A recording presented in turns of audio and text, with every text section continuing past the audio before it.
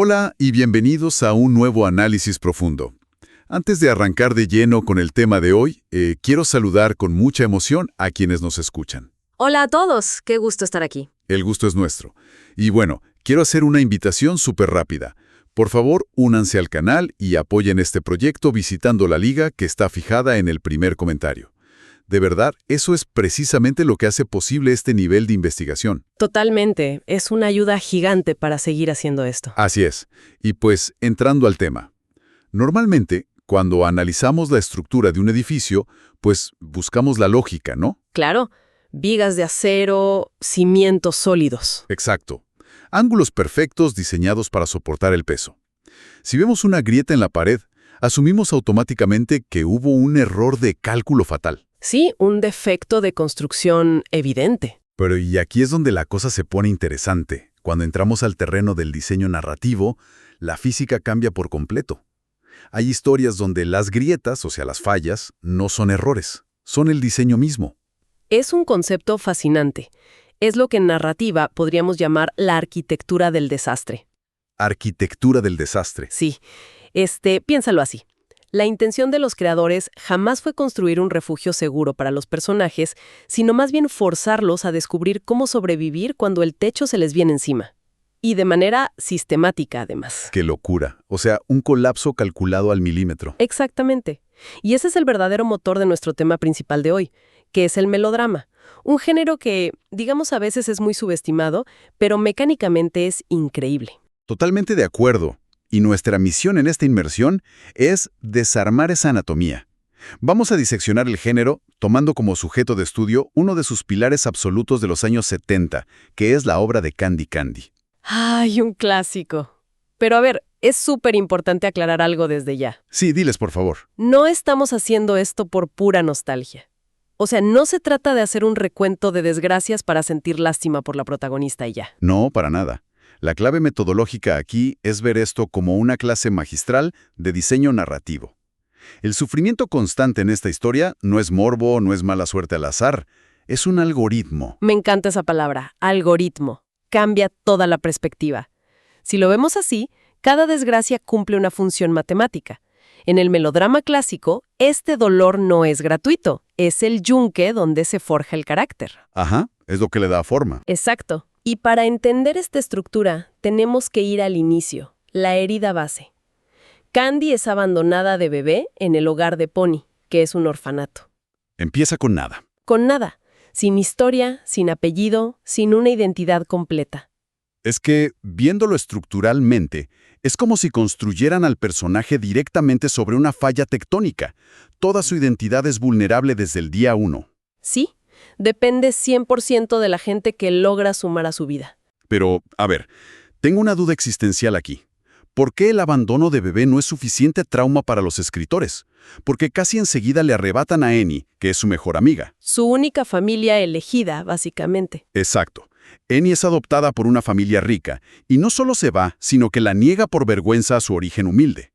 Yo me pregunto, ¿esta es una regla inquebrantable del melodrama? ¿Someter a la protagonista a un quiebre social tan cruel desde el inicio? Sí, es una regla de oro. Y hay un matiz muy cruel, pero brillante ahí.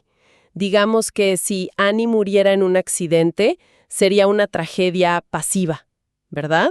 Pues sí, cosas horribles que pasan y ya. Claro, pero el hecho de que Annie elija activamente el estatus social por encima del amor de Candy, eso establece esa herida base que decíamos. Wow.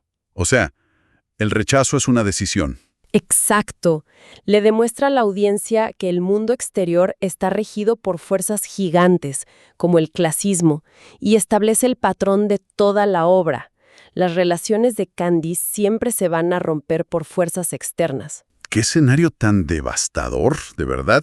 Porque si tu realidad es que tus papás te abandonaron y tu amiga te repudia por algo tan tonto como el dinero, tu cerebro tiene que hacer algo. Tiene que generar un salvavidas, o te rompes por completo. Exacto. Inventas un mecanismo de defensa para disociar. Y eso nos lleva directo a la primera gran ilusión de la historia. Este famosísimo príncipe de la colina. Un arquetipo en toda regla. Es la figura etérea que aparece cuando ella está más vulnerable. Le dice unas palabras bonitas, le deja un objeto y se esfuma. Es como un fantasma casi. Sí, en esta etapa, él ni siquiera funciona como un personaje real. Es un escudo psicológico, un lugar seguro en su mente donde puede guardar toda la esperanza que la realidad le está negando. Y vaya que necesita ese escudo, porque el contraste es brutal. Mientras ella sostiene esta fantasía idealizada, en la vida real la adoptan las Ardley y la mandan a vivir con la familia Ligan. Uy, Neil y Elisa. El infierno mismo. Lo caricaturesco. A Candy la tratan peor que a la servidumbre. La humillan a diario. Es un abuso físico y social extremo. Pero, a ver, me toca ser el abogado del diablo otra vez. Tener antagonistas de pura maldad, sin matices, ¿no es escritura perezosa? Parece un atajo muy barato para exprimir lágrimas. Entiendo perfecto de dónde viene esa crítica. Desde nuestra visión moderna, claro que falta sutileza. Pero el melodrama opera con otras reglas. Necesita que la injusticia sea frontal, innegable. O sea, nada de áreas grises. Cero. Es una maquinaria para generar empatía agresiva. Si los villanos tuvieran motivaciones comprensibles, la atención se dividiría. Y quien ve la historia necesita indignarse al 100%. Básicamente, te secuestran emocionalmente a través del enojo. Tal cual. El contraste entre la pureza de la protagonista y lo podrido de su entorno tiene que ser intolerable para ti. Claro, te aprietan tanto ese resorte de tensión que sientes una necesidad física de que algo bueno pase. Y justo cuando la atmósfera es súper asfixiante, ¡pum!, sueltan el resorte y aparece Anthony. El alivio perfecto. Sí, es el reverso total de los Ligan. Un amor dulce, correspondido. Por primera vez Candy siente que pertenece a algún lado.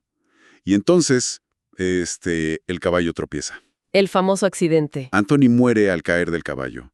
Y a ver, tengo que decirlo, construir el escenario perfecto milímetro a milímetro para detonarlo en un segundo, se siente como un golpe bajísimo. Es devastador. ¿Realmente hay un genio arquitectónico ahí o es simple sadismo?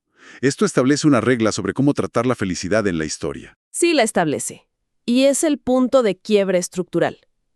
Puede parecer un recurso fácil matar al personaje así, pero cambia toda la fase de la historia. Hasta ese punto, el conflicto era externo. Los villanos haciéndole la vida imposible. Exacto. Pero cuando muere Anthony, el enemigo ya no son los hermanastros abusivos. El enemigo ahora es el vacío. El trauma se vuelve interno. Ah, claro. Pasa del maltrato físico al duelo psicológico. Exactamente. Obliga a la protagonista a desarrollar una musculatura emocional completamente nueva para procesar la depresión en soledad. O sea, el algoritmo dice, bueno, sobreviviste a tus abusadores.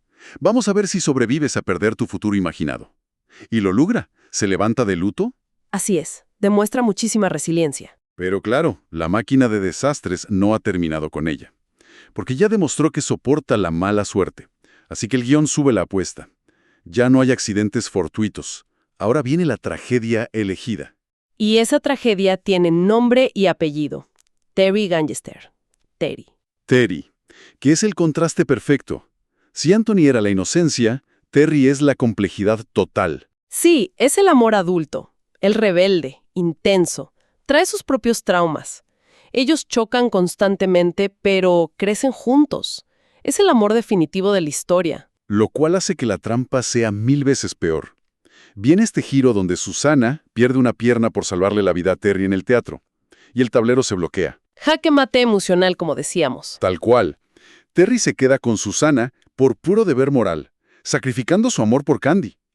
Y yo lo analizo así. Con Anthony el villano fue el destino, pero con Terry el villano es la moralidad misma. Totalmente. Y es lo que llamamos el melodrama moral. Es la etapa más madura de la obra y por eso sigue resonando tanto. Porque aquí no hay villanos reales. Nadie es malo. Exacto. Susana actuó por amor heroico, Terry actúa por culpa y responsabilidad, y Candy acepta esto desde la empatía. Todo mundo hace lo correcto y aún así todos terminan destruidos. Es que eso es lo que te rompe la cabeza. Te enseña que a veces puedes hacer todo bien, ser súper noble, encontrar el amor verdadero, y el honor te obliga a caminar en la otra dirección. Es un balde de agua fría, ¿verdad? Sí, La idea de que el amor no basta. Y bueno, entonces, ¿a dónde llevas a tu protagonista después de quitarle todo? Su identidad, su primer amor y ahora su amor definitivo. Pues tienes que llevar el conflicto a un macrocosmos. Tienes que darle a ese dolor un propósito universal. Y ahí es donde ella decide convertirse en enfermera durante la Primera Guerra Mundial. Claro, pasa de lo personal a lo global. Exactamente. Pasa de ser una víctima pasiva de las tragedias a ser un agente activo que alivia el sufrimiento en el drama humano de otras personas. Atiende heridos y canaliza todo ese dolor. O sea, toda esa arquitectura del desastre que vimos al inicio fue un entrenamiento. Fue su preparación para no desmoronarse en medio de una guerra real. ¡Qué diseño tan brillante! Y justo ahí, en el clímax de su madurez, la historia decide resolver el último misterio. Albert, su protector, recupera la memoria y resulta ser el mismísimo príncipe de la colina. La revelación que todos esperaban. Pero a ver, normalmente cuando pasa esto, la revelación del príncipe equivale al vivieron felices para siempre. Pero aquí suena a que es un cierre diferente, más emocional. Así es. Rompe el molde clásico por completo. En la superficie parece que va a ceder al cliché romántico y le van a dar su gran premio. Sí, que se case con el millonario. Pero no.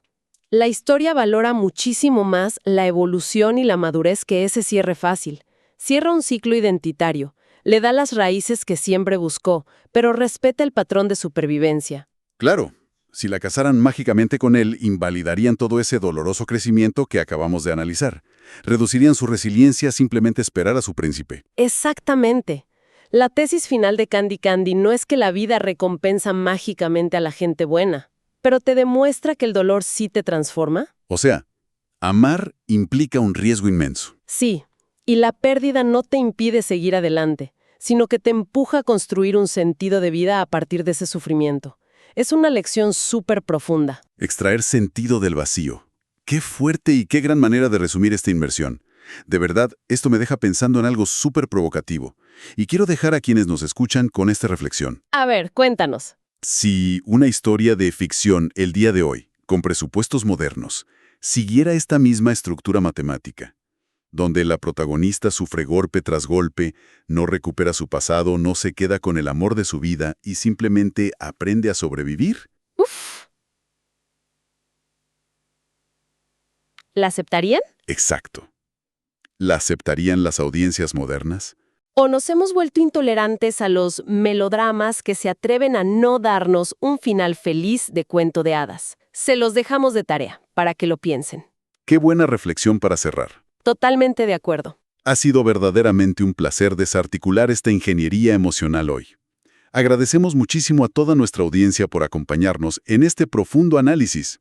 Y antes de irnos, les recuerdo con muchísima energía, únanse al canal y apoyen el proyecto haciendo clic en la liga que está en el primer comentario. Muchas gracias por escuchar. A quienes disfrutan ver cómo se diseñan nuestras respuestas emocionales, los esperamos en la próxima. ¡Hasta luego!